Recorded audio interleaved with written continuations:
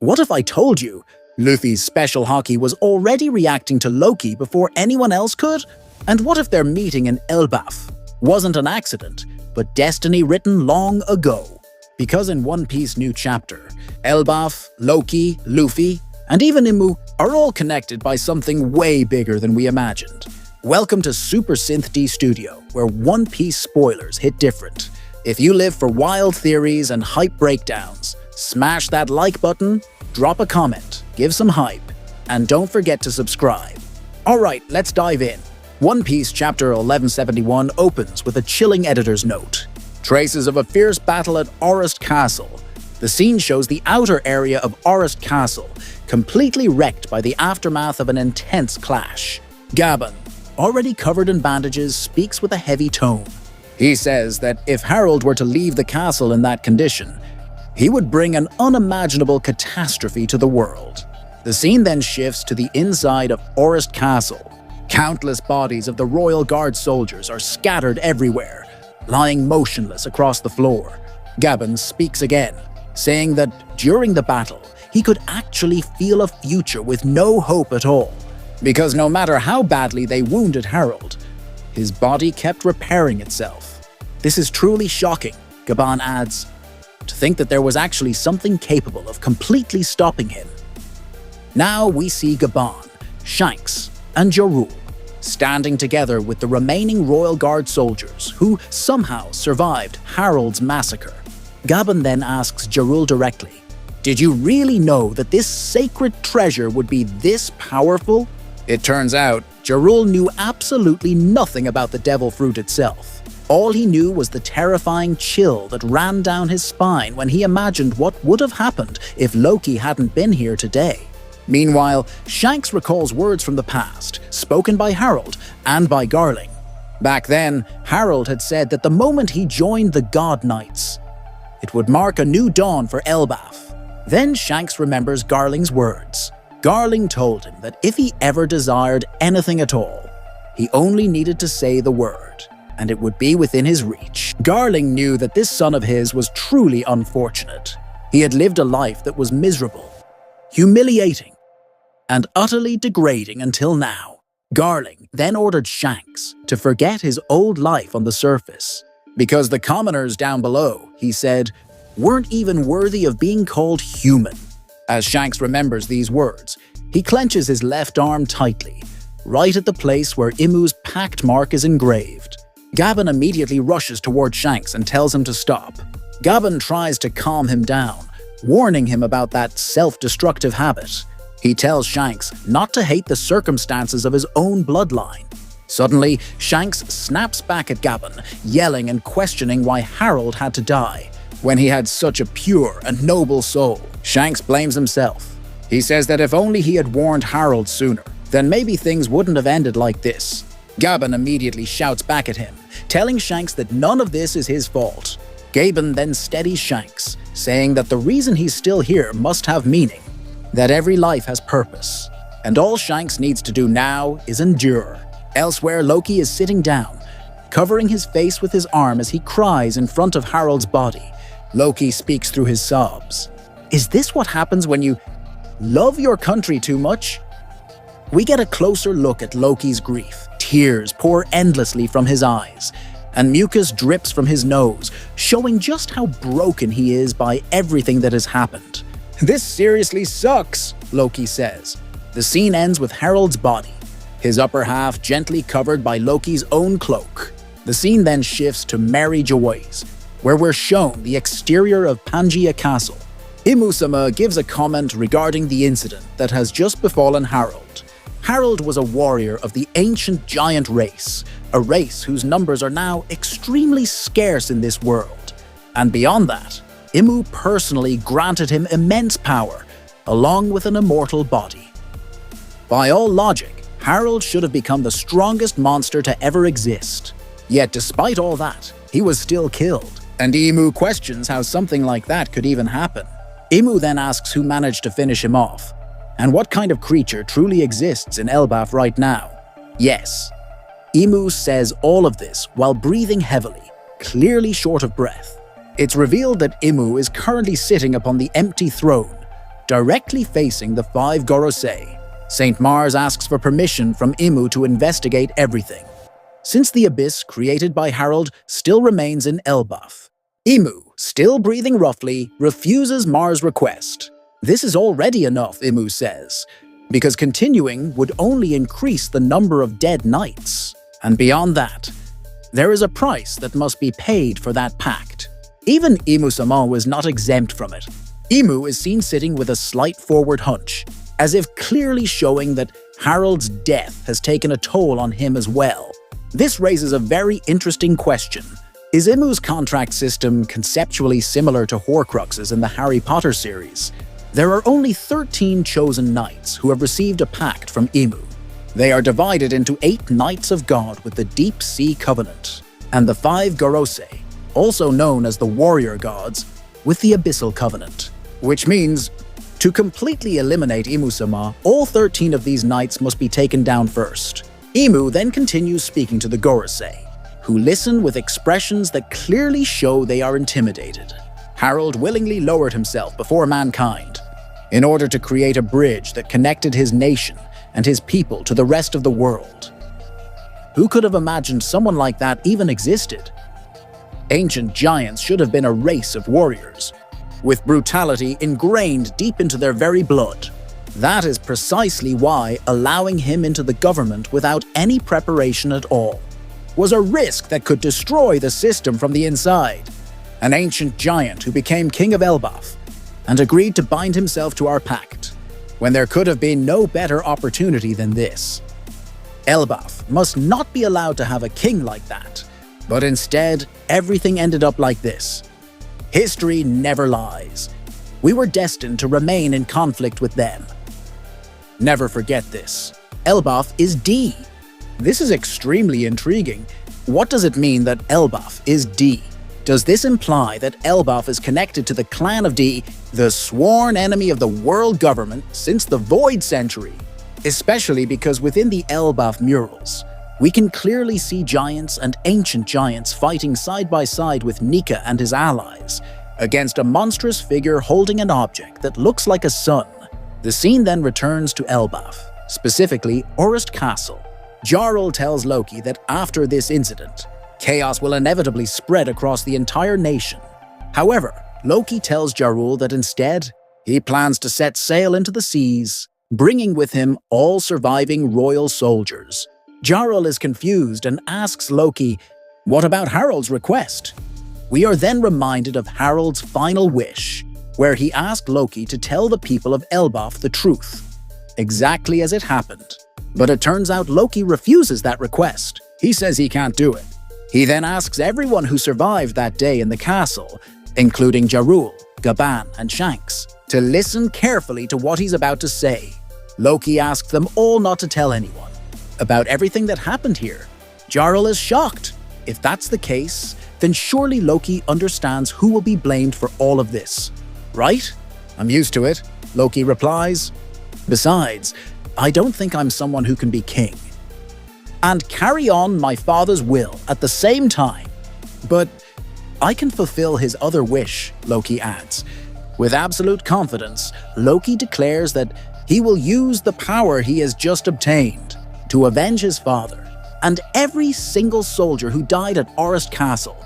Loki prepares to depart alongside the royal soldiers, but Jarl tries to stop him from doing something reckless. Because the world government is massive, and they are nowhere near as easy an enemy as Loki thinks. Shanks and Gaben remain silent, their eyes locked sharply onto Loki. The following day, this terrible news begins to spread among the people of Elbaf. The attack on Orist Castle and the death of their king become the biggest news across the nation that day. Loki's flashback finally comes to an end, and we return to the present. Loki continues his story to Hadruden, explaining that he immediately set sail to the sea after that incident. And when Hadruden and his companions eventually returned to Elbaf from their voyage, the label of the son who killed his own father had already become permanently attached to Loki. On top of that, during his journey at sea, Loki also did various things that only reinforced that belief in the eyes of the world. Loki then shouts, "Even so, I'm not some lunatic who would feel happy after killing his own father. In truth, Loki simply didn't want all of his father's efforts to go to waste, because of what happened at the very end of Harald's life. Do you also believe that all of those facts should really be told to the people of Elbaf? Loki asks Hadrudin. Hadrudin falls silent. Gaben says that Loki is telling the truth and that this is exactly what happened that day. Luffy also remains silent. Loki speaks again, lowering his head and covering his face with his hand. Do you understand now? I don't want to remember that incident anymore. Hadrudin then walks toward the chain, still binding Loki's leg. Now he understands why Elder Jarl kept protecting Loki, and why he so fiercely opposed the death penalty against him. So in the end, Father chose to die so the world government couldn't control him, right? Hadrudin says, trying to confirm everything Loki has just revealed.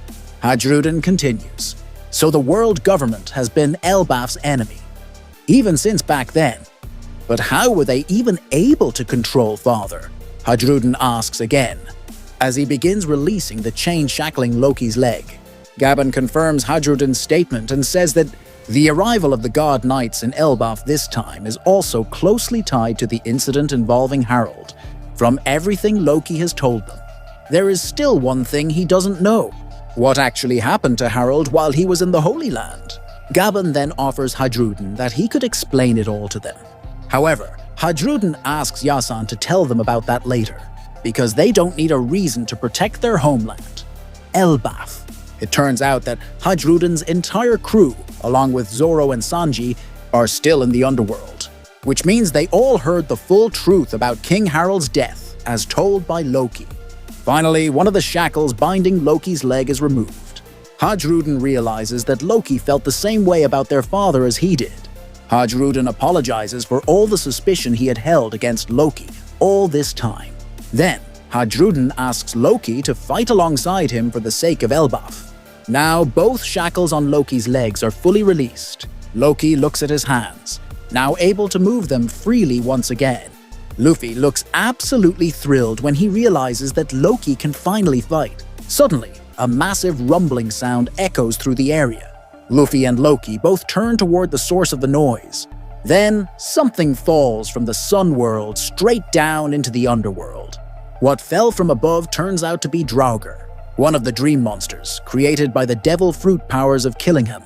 Chopper explains that this is one of the creatures causing chaos in the sun's world, and that there are many more monsters like it up there.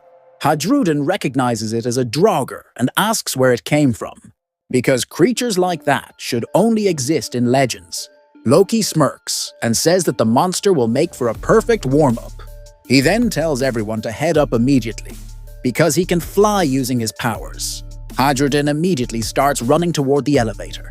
Meanwhile, Luffy asks what exactly that creature he just saw even was. Goldberg urges Hadrudin to hurry and get on the lift.